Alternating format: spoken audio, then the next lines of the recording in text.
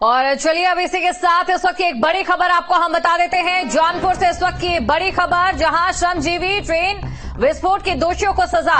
आतंकी नफीकुल विश्वास और हिलालुद्दीन को मौत की सजा सुनाई गई है। ये बड़ी खबर आपको हम बता रहे हैं। 28 जुलाई 2005 को हरपालगंज स्टेशन के पास ट्रेन में विस्फोट हुआ था और इस आतंकी हमले में 14 लोगों की मौत हुई थी। आतंकी हमले में 62 यात्री घायल हुए थे।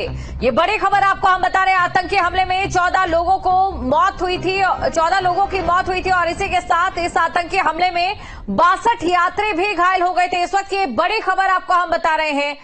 जौनपुर से इस वक्त की बड़ी खबर, आखिरकार अब जाकर जो दोषी हैं उन्हें सजा मिली है। श्रमजीवी ट्रेन विस्फोट के दोषियों को सजा मिली। इस वक्त की बड़ी खबर आपको हम बता रहे हैं। साथ ही जानकारी दे दें, आतंकी नफीकुल विश्वास और हिलालुद्दीन को मौत की सजा सुनाई गई है। खबर पर अधिक जानकारी के साथ संवाददाता जावेद इस समय हमारे साथ जुड़ चुके हैं। जावेद, अब जाकर परिजनों को न्याय मिला है, लेकिन देर से मिला है। जी बिल्कुल, 14 लोगों की मौत हुई थी 2005 में जो आतंकी हमला हुआ था। करीब 62 लोग घायल भी हुए थे। एक लंबा इंतजार था, 2005 से लेकर के आज 2024 आ गया है। एक 19 साल का लंबा इंतजार था, तो न्याय मिला है। हालांकि इसमें 4 आरोपी थे जो दोषी करार दिए गए। 2 को पहले ही सजा मौत की सुनाई जा चुकी, सजा 2 को आज सुनाई गई है। तो ये पूरे देश में भी एक जो न्याय का जो परचम लहराया है, पूरे देश में भी इस तरह का मैसेज गया है कि न्याय व्यवस्था कायम है और लोग जो इस तरह की हरकत करते हैं उनको सजाए मौत मिलनी ही मिलनी है। जी बिल्कुल जावेद, इसी के साथ ये भी जानना चाहेंगे, इस पूरे मामले में कितने आरोपी बनाए गए थे, कैसे कैसे इस केस की जो सुनवाई है वो आगे बढ़ी, सजा याफ्ता होते हैं और अब सजा मिलती है। देखिए, 4 आरोपी इसमें बनाए गए थे। शुरुआती जांच में 4 लोग के नाम सामने आए थे। ये चारों के चारों बांग्लादेशी आरोपी थे, निवासी थे, बांग्लादेशी आतंकी थे।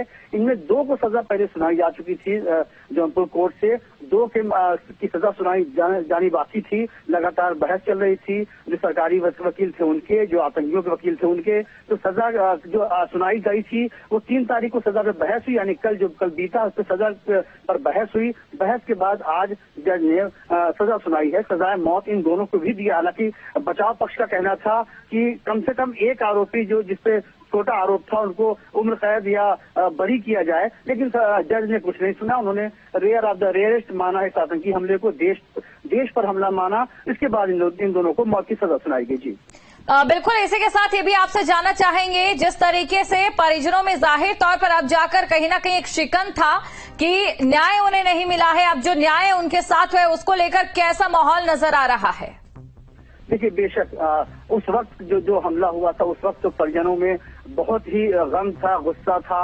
हालांकि 19 साल लग गए, इस न्याय मिलने में 19 साल लग गए, तो जाहिर है कि एक खुशी तो होगी, न्याय तो कायम होगा। ये जो फैसला सुनाया गया है इससे विश्वास तो कायम होगा ही कि देर सवेर मिला न्याय, लेकिन मिला। और जिस तरह का मिला कि मौत के बाद उन आतंकियों की भी मौत की सजा सुनाई गई जिन्होंने इस पूरे कारनामे को